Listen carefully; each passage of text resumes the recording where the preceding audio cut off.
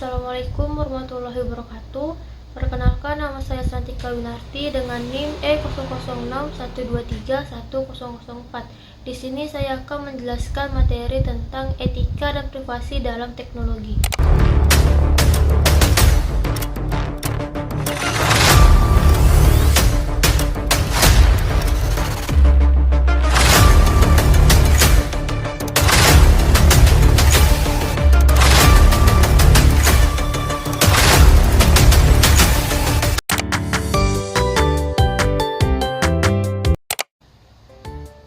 Perkembangan teknologi informasi telah membawa perubahan besar dalam kehidupan manusia.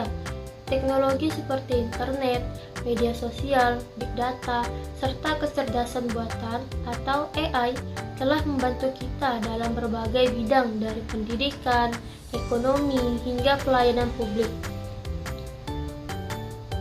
Namun, kemajuan ini juga melahirkan berbagai permasalahan baru, terutama yang berkaitan dengan privasi dan etika dalam pemanfaatan teknologi. Namun, kemajuan ini juga membawa tantangan serius, khususnya dalam hal privasi data dan etika digital. Banyak orang saat ini tidak sadar bahwa data pribadi mereka, mulai dari lokasi, kebiasaan belanja, hingga isi chat bisa dikumpulkan, dianalisis, bahkan dijual tanpa persetujuan yang jelas. Ini menciptakan rasa khawatir dan ketidaknyamanan di tengah masyarakat.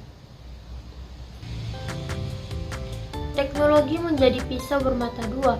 Satu sisi membawa kemajuan, sisi lain membuka celah pelanggaran privasi dan penyalahgunaan informasi. Selanjutnya ada faktor penyebab dari etika dan privasi dalam teknologi. Yang pertama, kurangnya regulasi yang jelas tentang penggunaan data pribadi. Dalam mengatur penggunaan data pribadi, banyak negara termasuk Indonesia baru mulai merumuskan undang-undang perlindungan data secara serius belakangan ini. Padahal perkembangan teknologi sudah jauh melesat. Akibatnya celah hukum dimanfaatkan oleh perusahaan atau pihak tidak bertanggung jawab untuk mengakses dan menggunakan data tanpa persetujuan pemiliknya. 2. Penyalahgunaan teknologi untuk tujuan tidak etis. Banyak teknologi yang awalnya dikembangkan untuk tujuan baik, malah dimanfaatkan secara negatif. Contohnya adalah penggunaan teknologi pengenalan wajah untuk pengawasan massal oleh pemerintah tanpa izin publik, atau penyebaran konten palsu di media sosial dengan algoritma yang sengaja disusun untuk memancing emosi pengguna. Ini juga termasuk penggunaan data besar atau big data untuk memanipulasi preferensi politik masyarakat. Akumulasi dari kedua faktor ini menciptakan sistem yang tidak adil bagi masyarakat sebagai pengguna. Kita menjadi objek komersialisasi dan pengawasan. Padahal seharusnya teknologi diciptakan untuk meningkatkan kualitas hidup manusia, bukan mengeksploitasi datanya. Selanjutnya, dampak dari tidak adanya etika dan privasi dalam teknologi. Yang pertama adalah ketidakkepercayaan masyarakat terhadap teknologi.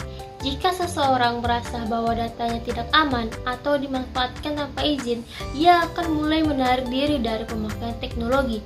Hal ini bukan hanya merugikan pengguna, tapi juga menghambat digitalisasi dan inovasi secara keseluruhan. Transformasi digital hanya akan berhasil jika masyarakat merasa terlindungi secara digital. Yang kedua, potensi konflik sosial juga sangat mungkin terjadi. Misalnya ketika data seseorang bocor dan digunakan untuk doxing atau menyebarkan data pribadi secara sengaja, itu bisa membahayakan keselamatan orang tersebut. Hal ini sering terjadi pada aktivis, jurnalis, atau pihak oposisi yang mengkritik kebijakan tertentu. Data bisa dipelintir atau dimanfaatkan untuk menjatuhkan nama baik seseorang. Akibatnya, bukan hanya satu orang yang terdampak, tapi kepercayaan masyarakat secara umum juga ikut terganggu. Secara jangka panjang, ketidakadilan dalam pengelolaan data bisa menciptakan kesenjangan digital, di mana masyarakat yang tidak paham teknologi menjadi kelompok yang paling rentan dimanfaatkan. Ini akan memperparah ketimpangan sosial dan memperlebar jarak antara pihak yang menguasai teknologi dan yang tidak. Menghadapi tantangan ini diperlukan solusi yang menyeluruh.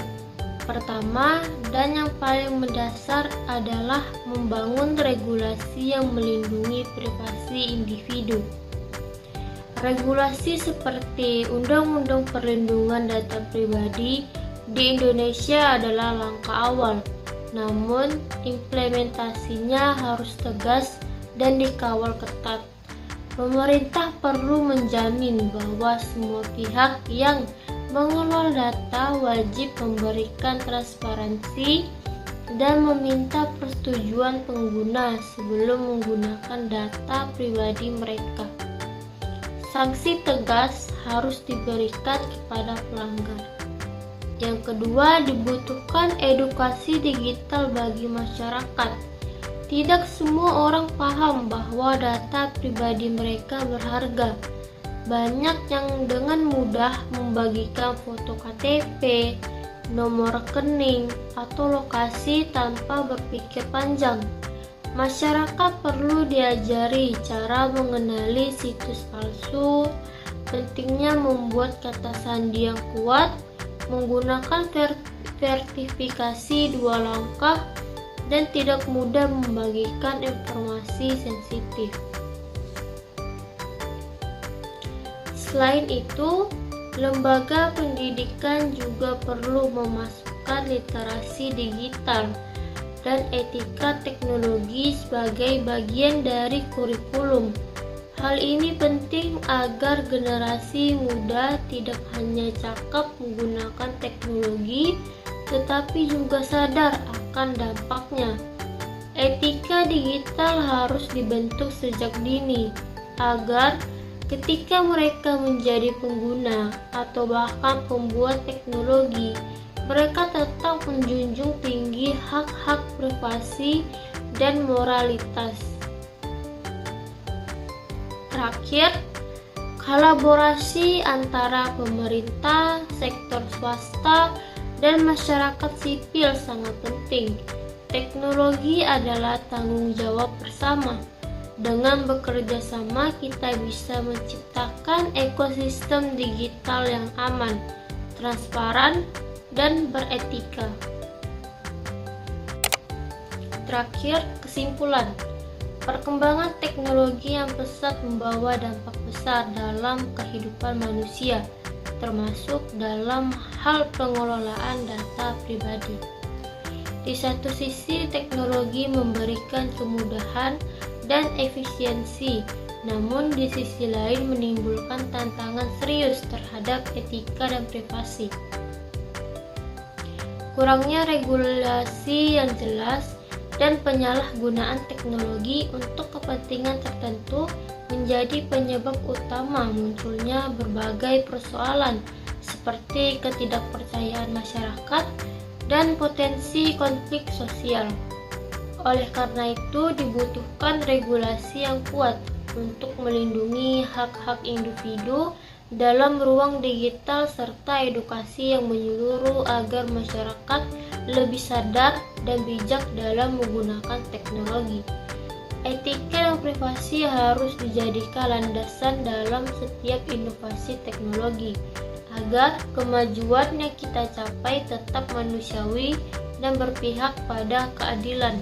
Dengan demikian, menjaga privasi dan etika digital bukan hanya tanggung jawab pemerintah atau pengembang teknologi, tetapi juga kita semua sebagai pengguna.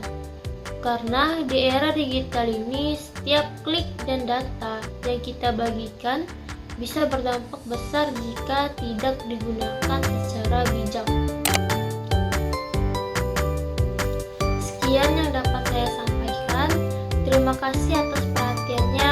Mohon maaf apabila ada kata atau penyampaian yang kurang berkenan. Wassalamualaikum